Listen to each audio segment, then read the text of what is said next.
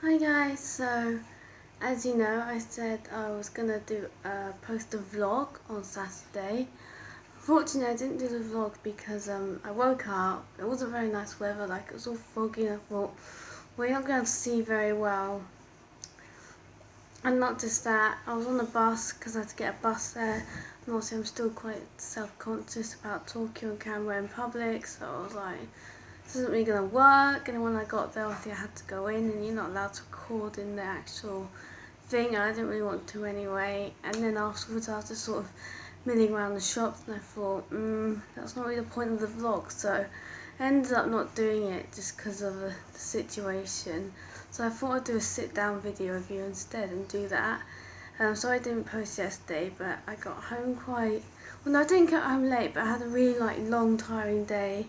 I went to bed really early, and then I woke up quite late yesterday, and then I had to go out somewhere else, so I didn't really have the time, so that's why I'm giving this to you now. So yeah, I'm sorry about that, but anyway, without any further ado, I'll get straight into it. So basically, on Friday the 11th of March, I believe, I had a PIP assessment, and for those of you who don't know, PIP is basically a benefit. It stands for Personal Independent Payment, and it's divided into two parts. So mobility, which means like how well you can get around and everything, and self-care.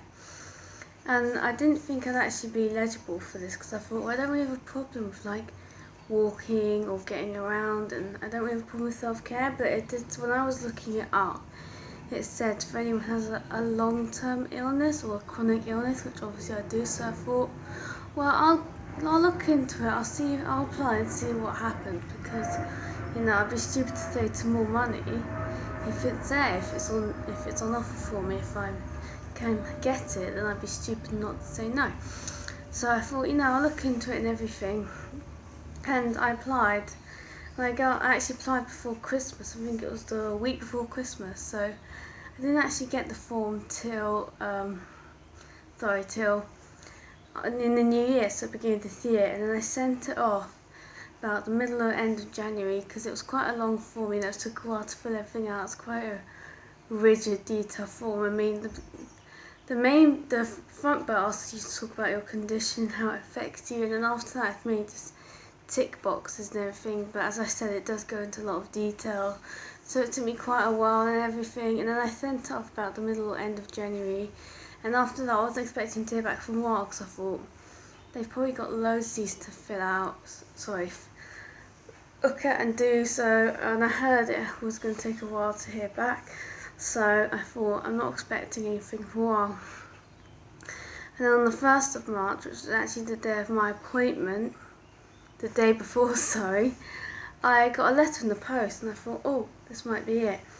So I opened it, and it was, and it says, thank you for your application, and you've been invited for an assessment at your local PIP consultation centre on the 11th of March. And it was nice and early, 9 o'clock, so I had a nice early start that day. So obviously when the day came, I woke up, I left nice and early to get there in time, and I just about made it. And I was quite lucky actually, because the bus that I got took me right opposite the high street, and then all I had to do was cross over, walk down a bit, and I was there, and it was really easy to find. And also you get a map on the back that shows you where your local PIP consultation is and possibly what shops it's nearby, so that really helped me as well, because I'm terrible at new territory and going into new places, especially on my own. But no, it was fine. So I went in, and I showed my ID, left to show ID, just so no, it's actually you and you are who you say you are. Then he asked me to take a seat, and it was really nerve-wracking actually. I was like thinking, oh God, am I going to be alright? Will I remember to say everything? Just, all the last minute gisters you have before you go to an interview or something. Just, it was the same sort of feeling, so I was like, oh. But eventually I got called, and the guy I actually got was quite nice. He was firm, and he was doing his job properly, of course, but he could crack a smile, he could have a laugh, so I was quite lucky. And basically, for those of you wondering all the PIP assessment is, it's just like basically the same questions in the form. They just ask you to, I basically just, I guess, confirm everything you said in the form and if anything's changed, you can mention that. And I do ask you like what your symptoms of your condition. I must admit, when they asked me that, I kind of like, it didn't catch me out stuff, but I was something like because you know when you like get asked a question off the spot, or on the spot rather, and you're not really expecting, and I was like, oh my, like, what are the symptoms of my condition? My mind suddenly went blank, and I was trying to think of all the symptoms of my condition, but I think I did okay, fingers crossed.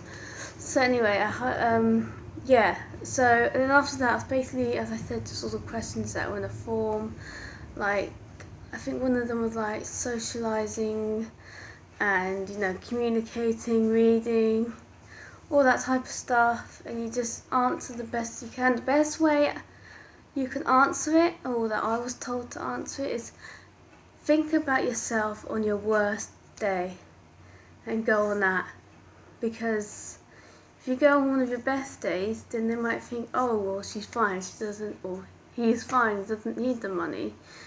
Why they're here. But if you give them every last detail, even if it's not nice, even if it's not pleasant, give them every last detail on your worst day, because the more information, the more details you can give them, the more likely they are to come back and say, yes, you're eligible for this money and this amount of money, because the way the money's split, it's split into two different parts, obviously.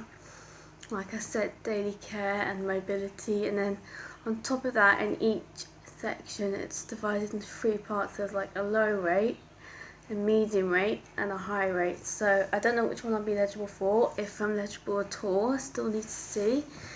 And so yeah, basically just give them as much information as you can, all the gory details on your worst day, and you should be fine. Like, honestly, don't panic, don't worry.